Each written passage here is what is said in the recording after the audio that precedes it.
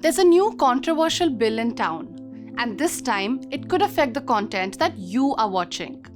Last month, the government introduced a new draft bill called the Broadcasting Services Regulation Bill. If passed, it will replace the 3-decade-old Cable Television Networks Regulation Act of 1995. Not just replace actually, but widen the scope as well.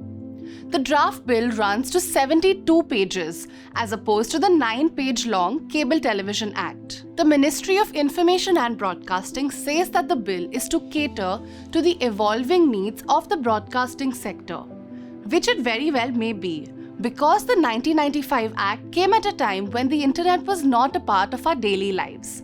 And since you're watching this video using the internet, things have clearly changed since. But this bill has raised some valid concerns among broadcasters and legal experts about how it may censor online content. It will apply to not just OTT platforms like Netflix and Amazon Prime, but could also include news platforms like Newslaundry and The Print and YouTube journalists such as Ravish Kumar and Dhruv Rathi. So let's try and analyze how this bill could affect news before it is actually implemented, and we may not be able to do this so freely.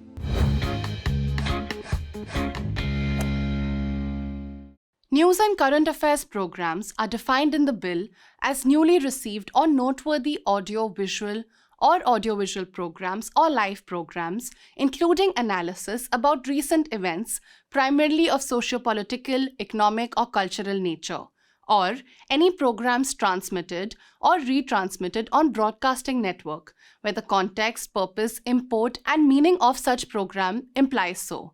Phew. So yeah, pretty much everything. Earlier this month, over 300 citizens, journalists and civil society organizations wrote to the government expressing apprehensions about the consultation process for the draft bill. They urged the ministry to provide wide publicity of the draft bill across media platforms, undertake open houses and in-house public consultation on the bill. They demanded that the draft bill should be made available to the public in all scheduled languages of the Constitution to reach more people during this consultation period. An extension for receiving feedback from the public was also requested. The government has now extended the deadline for receiving public comments on this draft bill to January 15th. You can send your feedback too by emailing them here.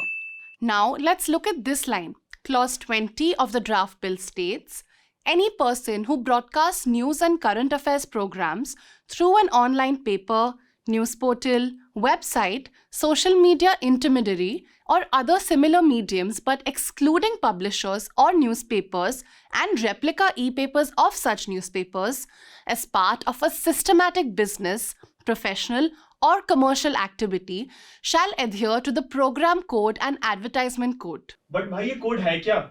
We really don't know yet because it's yet to be prescribed. But the program code of the Cable Television Act had provisions that said things like the program should not offend good taste, not contain anything affecting the integrity of the nation, should not encourage anti-national attitudes. You get the draft. I mean the drift. So let's try to understand now how the bill is going to change things. First, any given content will be evaluated by content evaluation committees. Only those programs certified by this committee will be broadcasted. Now, this will be an in-house committee by the broadcaster, but the central government may prescribe the number of members in the committee and other such details. It's interesting to see how the words may be prescribed have featured in this 72-page draft bill not once, not twice, not even 10 to 20 times, but 60 times. So there's a lot of room for future editions by the government that people will have to comply with. Now, after the CEC approves the content, it is broadcasted. But if anyone has an issue with the content after that, the draft bill suggests a 3-tier regulatory system. First is the self-regulation by broadcasters and broadcasting network operators. Second is self-regulatory organizations such as DigiPub or NBDA.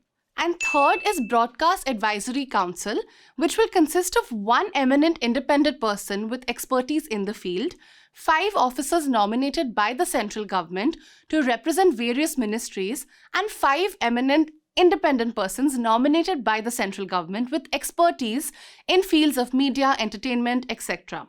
So yes, Big Brother will be watching. Several studies have highlighted how people are increasingly shifting to online platforms to consume news. So, the government too is trying to tighten its grip around digital media, much of which is considered relatively independent, at least compared to the traditional TV networks. The IT rules, for example, introduced in 2021, have been challenged in several courts for their attempt to stifle free speech.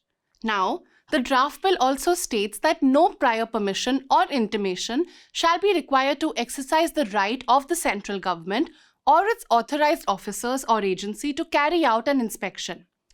And if an authorized officer has reason to believe that guidelines are not being followed, they may seize the equipment of such broadcasting networks. Yes, you heard that right.